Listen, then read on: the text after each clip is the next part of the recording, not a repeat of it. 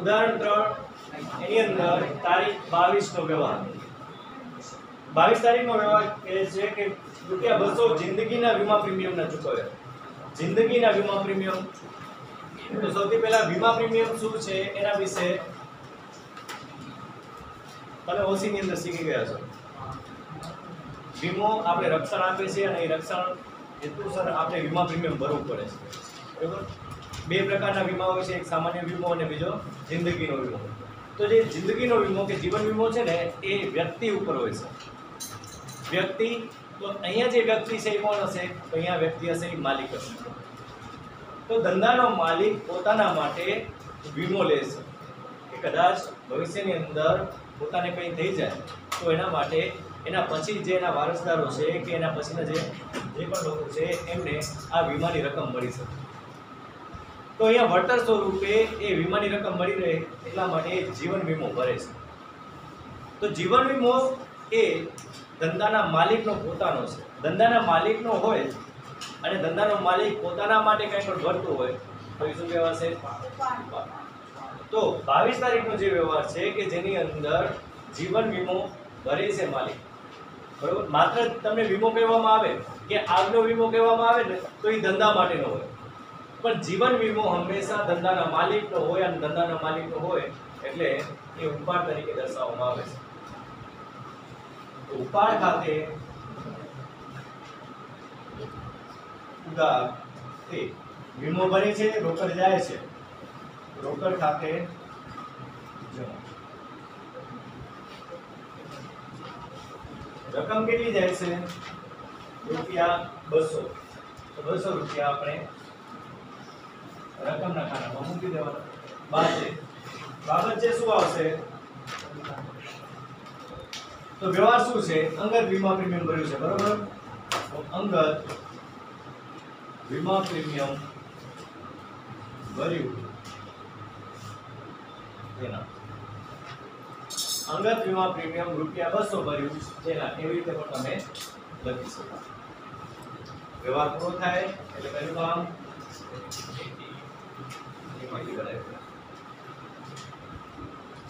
તો ઉપાડ ખાતે ઉધાર કે રોકડ ખાતે જમા. વીમા પ્રીમિયમ એ ઉપાડ તરીકે દર્શાવવામાં આવે છે. ચલો એના પછીનો વ્યવહાર છે 25 તારીખ ₹400 નો માલ અંગત વપરાશ માટે ધંધામાંથી લઈ ગયા. ધંધામાંથી માલ લઈ જવામાં આવે છે. ધંધામાંથી જો માલ લઈ જવામાં આવે તો ધંધાની અંદરથી માલ કેવી રીતે જાય? તો કાં તો એ વેચાણથી જાય કાં પછી એ અન્ય રીતે જાય. ધંધામાંથી જે માલ જાય છે એ બે રીતે, કાં તો એ વેચાણથી જાય, પણ અહીંયા આપણે વેચાણ કર્યું નથી. જો વેચાણ ન કર્યું હોય તો જે માલ જશે એ અન્ય રીતે જશે, અને અન્ય રીતે માલ જાય તો અન્ય રીતે કઈ રીતે માલ જઈ શકે? અકસ્માત થયો હોય તો અકસ્માતમાં માલ, આગમાં, ચોરી, વરસાદ, નર્મદા, જાહેરાત, ઉપાડ અથવા તો બીજી કોઈ પણ રીત, બરોબર? કે જેમાં વેચાણ સિવાયની રીતે એ માલ જાય છે. તો જ્યારે પણ અન્ય રીતે માલ જતો હોય ત્યારે આપણે યાદ રાખવાનું છે કે બધામાં ખરીદ ખાતે જમા થશે. જ્યારે પણ અન્ય રીતે માલ જતો હોય ત્યારે ખરીદ ખાતું હંમેશા જમા કરવાનું રહેશે. જ્યારે પણ અન્ય રીતે માલ જાય તો અહીંયા જે માલ ગયો છે કેવી રીતે ગયો છે? ઉપાડથી ગયો છે એટલે આપણે ઉપાડ ખાતે ઉધાર કરી દઈશું. તારીખ છે 25, ઉપાડ ખાતે ઉધાર. 500 નો માલ ગયો છે એટલે 500 રકમના ખાનામાં. તે જ્યારે પણ અન્ય રીતે માલ જાય ત્યારે ખરીદ ખાતું જમા કરવાનું છે. નિયમ એવો કહે છે કે જ્યારે અન્ય રીતે માલ જતો હોય ને ત્યારે આપણી ખરીદી ઓછી થાય છે. માલ આપણે ખરીદ્યો હોય ને એ અન્ય રીતે માલ ગયો તો એના કારણે ખરીદી ઓછી થાય છે, અને ખરીદી ઓછી થતી હોવાના કારણે ખરીદ ખાતું જમા કરવામાં આવે છે. તો ખરીદ ખાતે ₹500 400 છે તો 400 રાખો.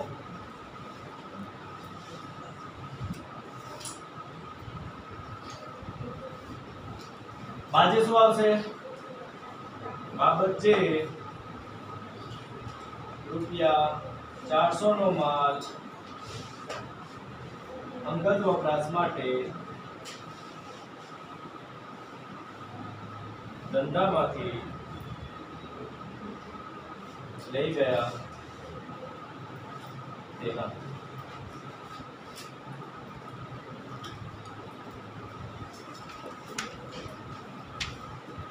અને 31 તારીખનો વ્યવહાર 31 તારીખના વ્યવહારમાં શું કહેવામાં આવ્યું છે કે પુત્રની કોલેજની ટ્યુશન ફી રૂપિયા 500 ધંધામાંથી ચૂકવ્યા. પુત્રની કોલેજ ફી જ્યારે પણ ધંધાનો માલિક પોતાના બાળક માટે કે પુત્ર હોય કે પુત્રી હોય એના માટે જો ધંધામાંથી કોઈ ખર્ચ કરતો હોય, ધંધામાંથી રકમ ચૂકવતો હોય તો એ રકમ હંમેશા ઉપાડ તરીકે દર્શાવવામાં આવશે. કારણ કે એના દ્વારા ધંધાના માલિકને લાભ થાય છે. એને પોતાના ખિસ્સામાંથી આપવા પડતા નથી, એ ધંધામાંથી આપે છે. તો ધંધામાંથી રોકડ જાય છે એટલે રોકડ ખાતે જમા થઈ જશે. ધંધામાંથી રોકડ જાય છે એટલે રોકડ ખાતે જમા. પણ ટ્યુશન ફી એ ધંધાની નથી.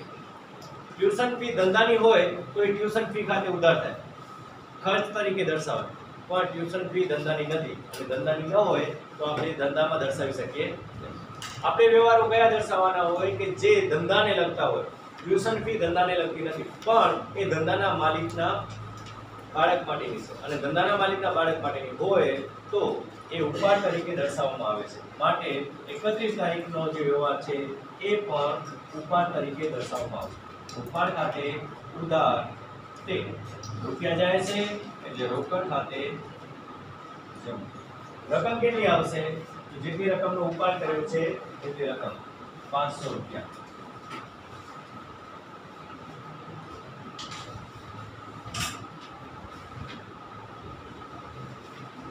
આજે પુત્રની ટ્યુશન ફીના રૂપિયા 500 કોલેજની ટ્યુશન ફી લખો. ધંધામાંથી ચૂકવ્યા.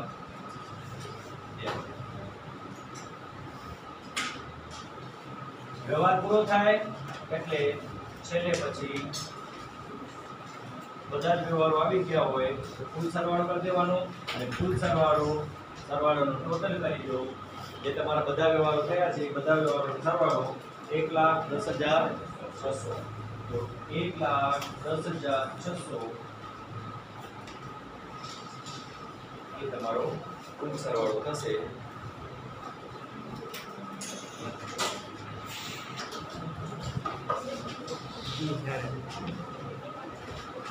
બીજા પ્રકારના વ્યવહાર છે માલ મિલકતને લગતા વ્યવહાર. માલ મિલકતને લગતા વ્યવહાર.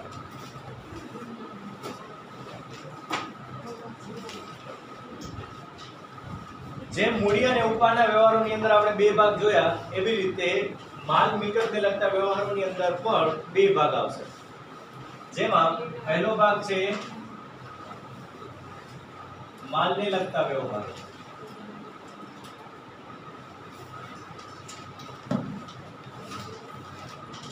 સૌથી પહેલો ભાગ છે માલને લગતા વ્યવહારો. માલને લગતા વ્યવહારોની અંદર અલગ અલગ રીતે માલને લગતા વ્યવહારો પેટીની અંદર થાય છે. જેમાં આપણે માલની ખરીદી કરતા હોઈએ છીએ, માલનું વેચાણ કરતા હોઈએ છીએ.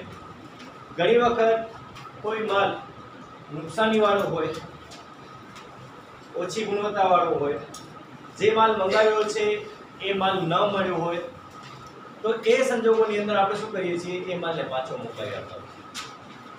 ઘણી વખત આપણે જે માલ વેચ્યો છે એ માલનું વેચાણ કર્યું ત્યારે જે ગ્રાહક છે એ ગ્રાહકને માલ ન ગમ્યો હોય, ઓછી ગુણવત્તાવાળો હોય કે એને જે મંગાવ્યો હોય એ માલ એને ન મળ્યો હોય તો એ સંજોગોની અંદર એ માલ પાછો મોકલાઈ દેશે.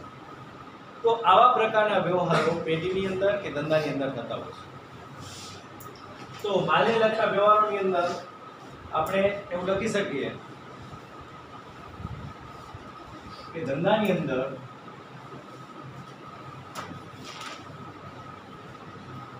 ખરીદી, વેચાણ, ખરીદ પરત, વેચાણ પરત ને લગતા વ્યવહારો થતા હોય છે. આ વ્યવહારોને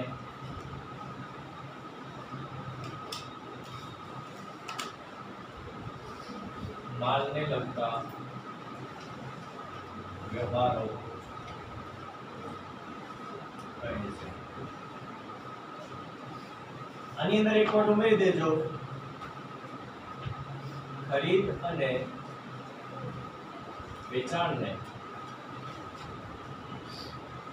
માલના ખાતા પણ કહે છે.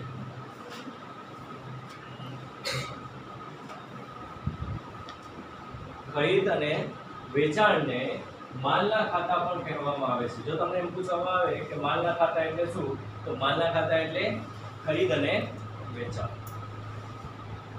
તો કોઈ પણ વેપારી માલનું વેચાણ કરે, કોઈ પણ ગ્રાહક માલની ખરીદી કરે તો એ માલ અંગેના વ્યવહારો કહેવામાં આવે છે. અને માલ અંગેના અલગ અલગ વ્યવહારો ખરીદી, વેચાણ, ખરીદ પરત, વેચાણ પરત, બરોબર. તો એ બધા આ માલ અંગેના વ્યવહારો આવે છે. માલ અંગેના જે વ્યવહારો છે એ વ્યવહારોની નોંધ કરવા માટે કયું ખાતું લાગુ પડશે, તો માલ અંગેના વ્યવહારોને નોંધવા માટે માલ મિલકત ખાતાનો જે નિયમ છે એ નિયમ લાગુ પડશે. તો માલ મિલકત ખાતાનો નિયમ શું હતો? માલ મિલકત ખાતાનો નિયમ હતો આવે તો ઉધાર, જાય તો માલ મિલકતને લગતા વ્યવહારોની અંદર જ્યારે માલ આવતો હશે ત્યારે આપણે શું કરશું? ઉધાર કરશું, અને જ્યારે માલ જતો હશે ત્યારે જમા કરશું. માલ ક્યારે આવે છે, કયા સંજોગોમાં આવે છે? તો અહીંયા માલ ક્યારે આવે છે? તો આપણે ખરીદી કરીએ ત્યારે આવે માલ, બરોબર. પછી વેચાણ આપણે કર્યું હોય એ વેચેલ માલ પાછો આવે ત્યારે પણ માલ આવશે. તો અહીંયા શું થાય છે કે જ્યારે માલની ખરીદી કરશું ત્યારે ખરીદ ખાતે ઉધાર આવશે, અને જ્યારે વેચેલો માલ પાછો આવે એટલે ઉધાર. તો એનો મતલબ ખરીદી અને વેચાણ પર શું કરવાના છે? ઉધાર. સમજ પડે છે? ખરીદી કરશું, ખરીદીના કારણે માલ આવશે, માલ આવે તો નિયમ શું કહે છે? આવે તો ઉધાર કર. એવી જ રીતે માલનું વેચાણ કર્યું હશે, વેચાણ કર્યું હશે એટલે માલ ગયો હશે, બરોબર. તો વેચાણ કર્યું તો માલ જાય, જાય તો જમા. પણ વેચેલો માલ પાછો આવે છે, પાછો આવે છે તો માલ આવે તો એટલા માટે વેચાણ પરત ઉધાર. ખરીદેલો માલ આપણે ઉધાર કર્યો કારણ કે માલ આવે છે, પણ એ માલ જો આપણે પસંદ ન હોય, બગડેલી હોય, બરોબર, ઓછી ગુણવત્તા વાળો હોય તો શું થશે? તો પછી એ માલ આપણે પાછો મોકલાવી દેશું, અને પાછો મોકલાવી દેશું તો શું થશે? તો આપણે ખરીદ પરત કહેવાય. ખરીદેલો માલ જો પાછો મોકલવામાં આવે તો ખરીદ પરત કહેવાય, અને માલ ખરીદ પરતથી શું થશે? આવે કે જાય? જાય. જાય તો જમા. અને ખરીદ પરત હશે એ જમા. તો માલ મિલકતના નિયમ પ્રમાણે જો આવતું હશે તો આપણે ઉધાર કરશું, જતું હશે તો જમા. એની અંદર નંબર 2 મિલકતને લગતા ખાતા.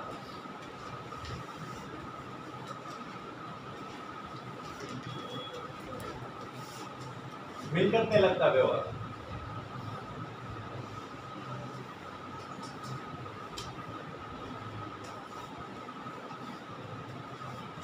તો ધંધાની અંદર ઘણી બધી મિલકતોની જરૂરિયાત પડતી હોય છે. ધંધાના વિસ્તરણ માટે ભંડોળની વ્યવસ્થા કરવામાં આવે છે, અને આ ભંડોળનું મિલકતની અંદર રોકાણ કરવામાં આવે છે, જેને કારણે આપણે મિલકતો ખરીદતા હોઈએ છીએ. તો ધંધાની અંદર મિલકતોની જુદા જુદા પ્રકારો આપણે જોઈ ગયા છીએ પ્રકરણ 1 ની અંદર, જેની અંદર બિનચાલુ મિલકતો આવતી, ચાલુ મિલકતો આવતી. બિનચાલુ મિલકતોની અંદર દ્રશ્ય મિલકતો, અદ્રશ્ય મિલકતો, બરોબર. બિનચાલુ મિલકતો આવી ગઈ. પછી ચાલુ મિલકતોની અંદર દેવાદારો આવતા, દેવી મૂડી આવતી, બરોબર, લેણી મૂડી આવતી. તો એ જે મિલકતો આવતી એ મિલકતોનો ઉપયોગ પણ આપણે આ નિયમો પ્રમાણે કરવાનો છે. તો આની અંદર આપણે એવું લખી શકીએ કે મિલકતને લગતા વ્યવહારોની અંદર તો મિલકતોની ખરીદી થતી હોય છે. લાંબા ગાળાની મિલકતો ધંધામાં લાંબા ગાળાની મિલકતોમાં રોકાણ કરવામાં આવતું હોય છે.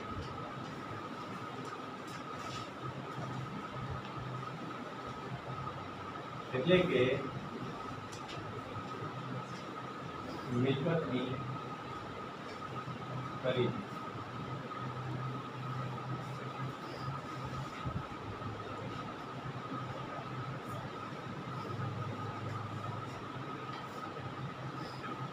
જ્યારે અમુક વખતે આ મિલકતોમાંથી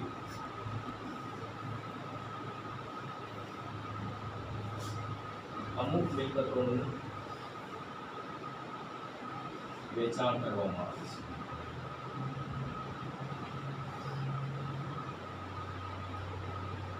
તો મિલકતોની ખરીદી પણ કરવામાં આવે છે અને મિલકતોનું વેચાણ પણ કરવામાં આવે છે. તો આ જે મિલકતો ખરીદવામાં આવે છે કે વેચવામાં આવે છે એ મિલકતો કયા નિયમ પ્રમાણે ચાલશે? તો મિલકતનો નિયમ, માલ મિલકત ખાતાનો નિયમ શું છે? આવે તો ઉધાર, જાય તો જમા. એટલે જ્યારે મિલકતો આવશે તો એ મિલકતો ખાતે ઉધાર કરશું. ચોક્કસ મિલકતોના નામ. જો ફર્નિચર આવતું હશે તો ફર્નિચર ખાતે ઉધાર કરવાનું. જો વાહન આવતું હશે તો વાહન ખાતે ઉધાર કરવાનું. ટેબલ પેન આવતું હશે તો ટેબલ પેન ખાતે ઉધાર કરવાનું. લેપટોપ આવે તો લેપટોપ ખાતે. જે મિલકત આવે છે એ મિલકતના જ નામે આપણે નોંધવાનું. બીજી કોઈ પણ મિલકતના નામે કે ખરીદ ખાતે આપણે લખી શકીએ નહીં. જ્યારે પણ આપણે ખરીદી કરશું, બરોબર, તો એ ખરીદી એટલે માલ ખરીદ્યો છે એવું સમજાવવાનું. ક્યારે પણ મિલકતની સામે આપણે ખરીદ ખાતું લખી શકીએ નહીં, બરોબર. જો તમે ટેબલ કે ખુરશી કે કોઈ પણ પ્રકારનું ફર્નિચર ખરીદ્યું છે તો એ જે તે ફર્નિચરના નામથી આવે, ખરીદ ખાતે આવે નહીં. ભલે આપણે કહીએ છીએ કે ટેબલ ખરીદ્યું, બરોબર, પણ એ ટેબલ ભલે ખરીદ્યું છે પણ ટેબલ આપણા માટે મિલકત છે. એટલે મિલકત આવે તો ટેબલ ખાતે ઉધાર કરવાનું, નહીં કે ખરીદ ખાતે. તો ખરીદ ખાતે ક્યારે આપણે ખરીદ ખાતે લખશું? તો ખરીદ ખાતે માત્ર આપણે જે વસ્તુનો વેપાર કરતા હોઈએ, બરોબર, એ માલ ખરીદીએ ત્યારે ખરીદ ખાતું આવશે. એના સિવાય ખરીદ ખાતું આવે. બાકી જે કાંઈ પણ વસ્તુ આવશે એ મિલકત કહેવાશે અને એ મિલકતના નામે આવશે. ફર્નિચર ખરીદતા હોઈએ તો ફર્નિચરના નામે, જમીન ખરીદતા હોઈએ તો જમીનના નામે. પછી ખરીદ ખાતે એમાં આવે. તો આની અંદર પણ જે મિલકતો આવશે એ મિલકત ખાતે ઉધાર, જે મિલકતો જશે એ મિલકત ખાતે જમા કરશે, બરોબર. આની અંદર એક વસ્તુ ખાસ ઉમેરી દેજો કે જ્યારે પણ કોઈ મિલકત ખરીદવામાં આવે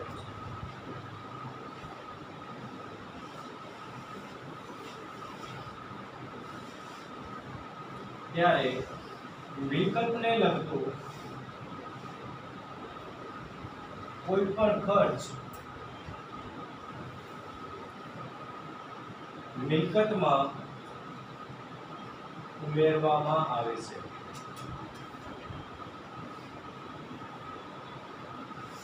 આ વસ્તુ ખાસ ખ્યાલ રાખજો કે જ્યારે કોઈ પણ મિલકત ખરીદવામાં આવે ને અને એ મિલકત ખરીદતા જો આપણને કોઈ ખર્ચ કરવો પડતો હોય તો એ બધો ખર્ચ એ મિલકતમાં ઉમેરાઈ જશે. સમજી લો કે આપણે મકાન ખરીદ્યું છે.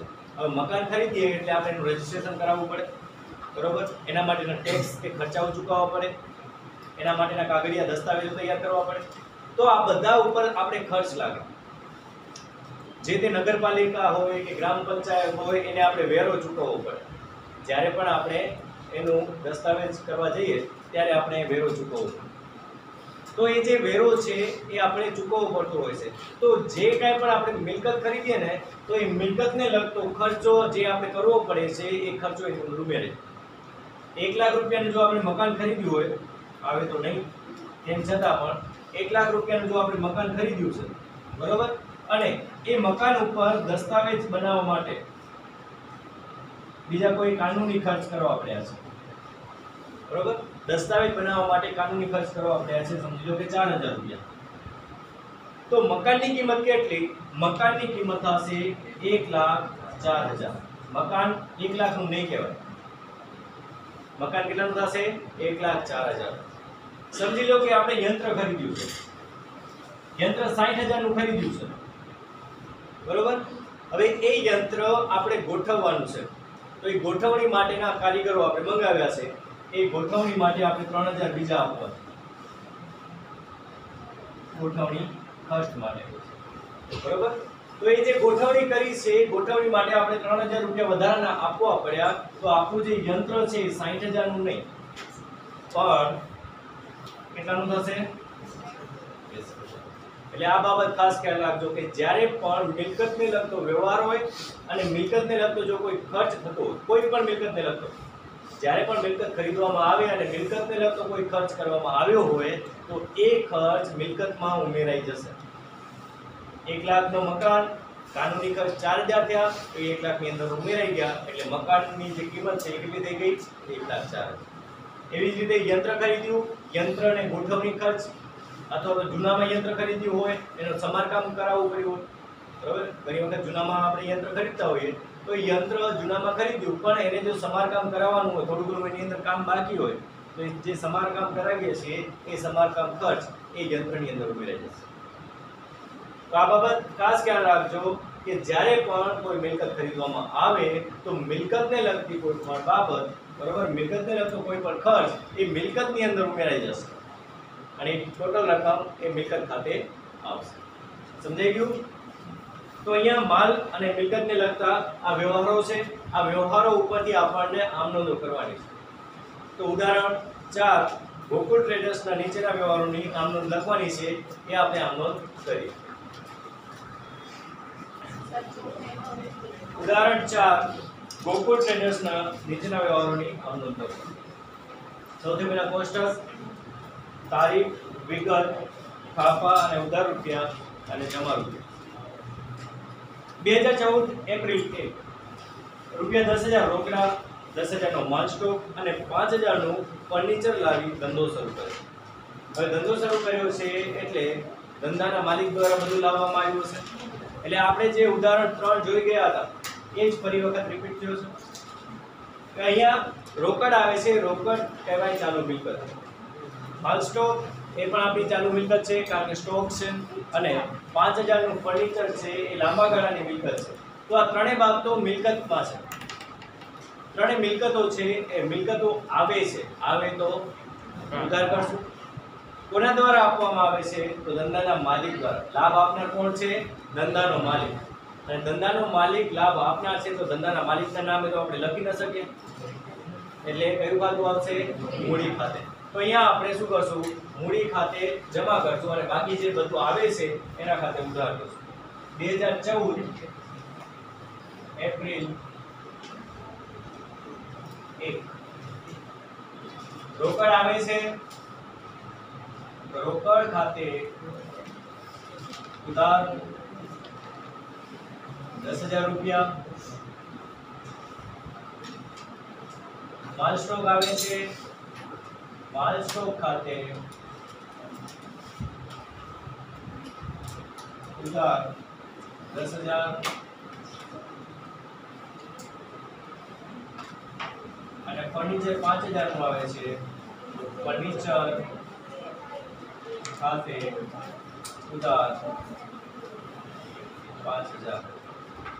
આ બધું માલિક દ્વારા આપવામાં આવતું હોવાથી મૂડી ખાતે જમા થશે, રકમ આવશે 25,000 અને બાબત છે શું આવશે?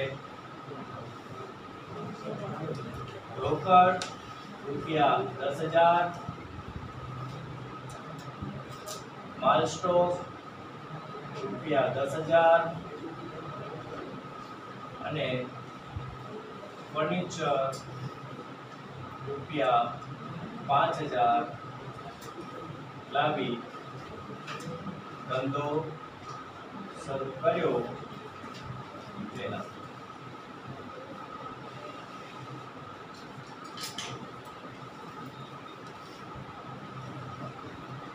બધી બાબતો મિલકત હતી, મિલકતો આવે છે, આવે તો ઉધાર કરી. એના પછી મથુરા ટ્રેડર્સમાંથી રૂપિયા 5,000 નો માલ ખરીદ્યો. માલની ખરીદી કરી છે એટલે વ્યવહાર તો આર્થિક જ છે.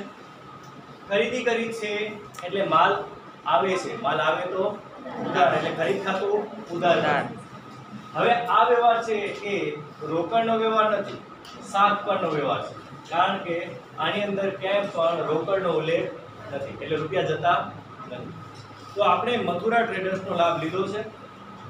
તો મથુરા ટ્રેડર્સ લાભ આપનાર છે કે લાભ લેનાર છે? લાભ આપનાર છે. અને લાભ આપનારનું ખાતું જમા કરવાનું છે. વ્યક્તિ ખાતું શું કહે છે? લાભ આપનારનું ખાતું જમા કરો. અથવા તો આપણને એક ખાતું આવડે છે કે માલ મિલકત ખાતું શું કહે છે? કે માલ મિલકત ખાતું કહે છે આવે તો ઉધાર, જાય તો. તો અહીંયા માલ આવે છે એટલે ખરીદ ખાતે ઉધાર થઈ જશે, તો ઓટોમેટિક સામેનું ખાતું જમા થઈ જશે. પણ સામેનું ખાતું રોકડ નથી. રોકડ શા માટે નથી? કારણ કે રોકડનો ઉલ્લેખ નથી, માત્ર વ્યક્તિનો ઉલ્લેખ છે. અને વ્યક્તિનો ઉલ્લેખ હોવાથી એ આપણને લાભ આપનાર છે, એટલે લાભ આપનારનું ખાતું જમા કરો. તો તારીખ છે 3, ખરીદી કરી છે તો ખરીદ ખાતે ઉધાર તે મથુરા ટ્રેડર્સ પાસેથી ખરીદી છે, એટલે મથુરા ટ્રેડર્સ ખાતે જમા. રૂપિયા 5000 નો માલ ખરીદ્યો છે તો 5000 રૂપિયાની નોંધ કરવાની છે.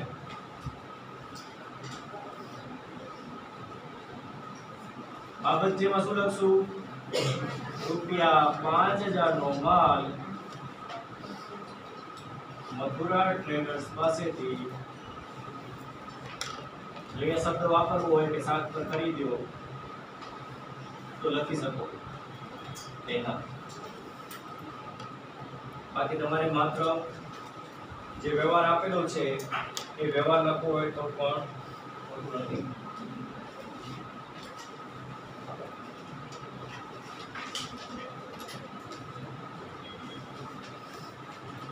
એના પછી નંબર 4, તારીખ 4 નો વ્યવહાર કહે છે કે રોકડેથી માલ વેચ્યો રૂપિયા 4000. માલ આપણને રોકડેથી વેચ્યો છે. માલ રોકડેથી વેચ્યો છે, વેચાણથી માલ જાય તો શું થાય? વેચાણથી જાય છે માલ એટલે એ તો જમા થઈ ગયું. વેચાણ કરશું એટલે આપણા પાસે રૂપિયા આવશે. રૂપિયા આવે તો ઉધાર, કારણ કે રોકડેથી વેચ્યું છે એમ કહેવામાં આવ્યું છે. વેચાણ કરવાથી રૂપિયા આવે છે, આવે તો ઉધાર કરશું. તો 4 તારીખના વ્યવહારમાં રોકડ આવે છે એટલે રોકડ ખાતે ઉધાર. કેટલી રકમ આવે છે? 4000. 4000 રૂપિયા રોકડ આવે છે. અને રૂપિયા શેનાથી આવ્યા? વેચાણ કરવાથી આવ્યા. તો વેચાણ ખાતે 4000, કારણ કે વેચાણ કરવાથી માલ જાય છે અને માલ જાય તો જમા. બાબત જેમાં શું લખશું? રૂપિયા 4000 નો માલ રોકડેથી વેચ્યો તેના.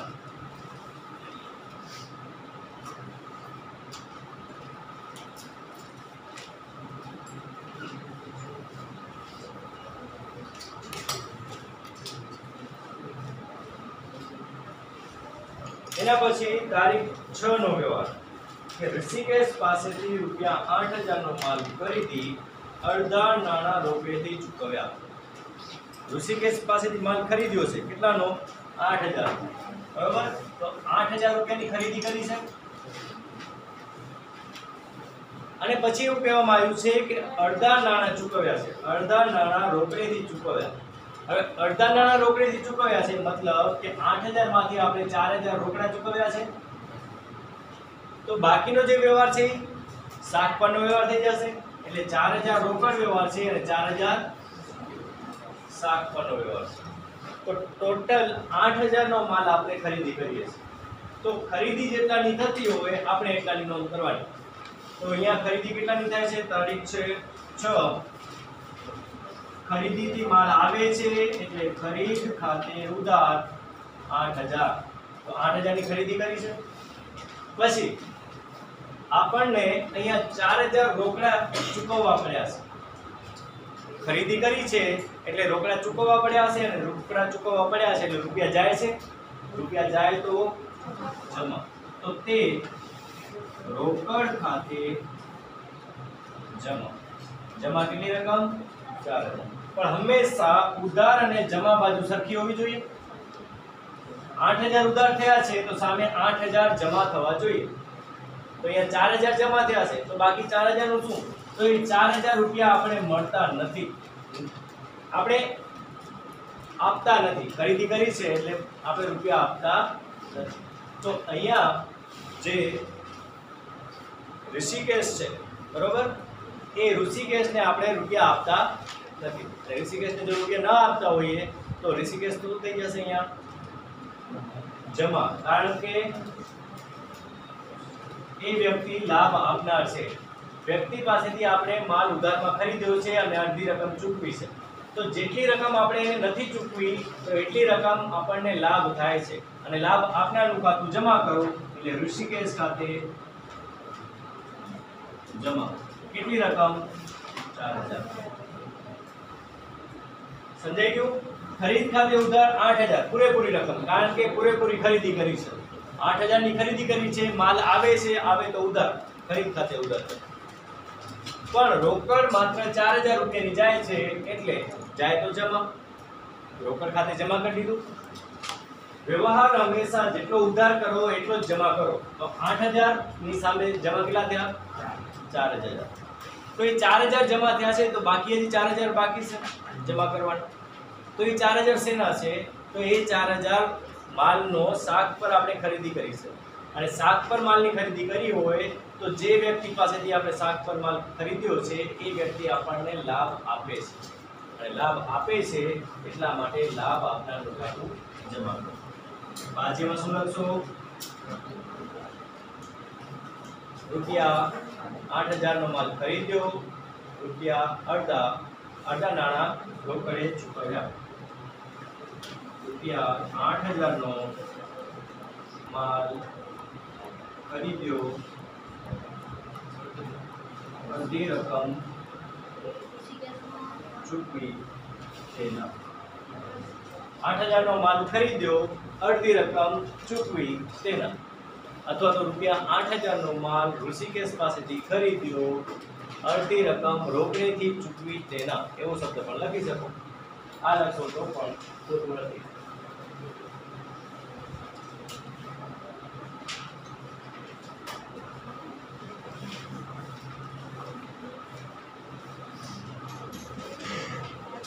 એના પછીનો વ્યવહાર તારીખ 7, મથુરા ટ્રેડર્સને રૂપિયા 1600 નો માલ પરત કર્યો. 3 તારીખનો વ્યવહાર જો, મથુરા ટ્રેડર્સ પાસેથી આપણે માલ ખરીદ્યો હતો, 3 તારીખના 5000 નો માલ આપણે મથુરા ટ્રેડર્સ પાસેથી ખરીદ્યો હતો. હવે મથુરા ટ્રેડર્સ પાસેથી ખરીદ્યો હતો એ માલ કોઈ પણ કારણોસર આપણે પસંદ ના આવ્યો હોય, કે ઉતરતી ગુણવત્તાનો હોય, કે આપણે જોઈતો ન હોય એવો હોય, તો એ કારણસર આપણે શું કર્યું? એ માલ પાછો મોકલાવી દીધો. તો જ્યારે આપણે ખરીદેલો માલ પાછો મોકલાવશું ત્યારે એ શું કહેવાશે? ખરીદ પરત. માલ જ્યારે આવે છે ત્યારે ખરીદી કરી હતી અને એ ખરીદી ખાતે ઉધાર કરી હતી. હવે આ માલ આપણે મથુરા ટ્રેડર્સને પાછો મોકલાવીએ છીએ, તો માલ જાય છે, માલ જાય તો જમા. તો માલ કેવી રીતે જાય છે? તો અહીંયા ખરીદ પરતથી માલ જાય છે, ખરીદીથી માલ આવે છે ત્યારે ખરીદ પરતથી માલ જાય છે. તો એ માલ કોને મોકલાવીએ છીએ આપણે? મથુરા ટ્રેડર્સ. તો 7 તારીખનો વ્યવહાર મથુરા ટ્રેડર્સને મોકલાવીએ છીએ એટલે મથુરા ટ્રેડર્સ ખાતે ઉધાર. કારણ કે અહીંયા મથુરા ટ્રેડર્સ છે એ લાભ લેનાર છે, કારણ કે આપણો જે માલ જાય છે એ કોને મળે છે? મથુરા ટ્રેડર્સ. એટલે લાભ લેનાર ખાતે ઉધારો તે ખરીદ માલ પરત ખાતે, તે ખરીદ માલ પરત ખાતે જમા. રકમ 1600 રૂપિયા. તો 1600 નો માલ પાછો મોકલાવ્યો છે એટલે 1600 રૂપિયા. બાજે રૂપિયા 1600 નો માલ મથુરા ટ્રેડર્સને પરત કર્યો.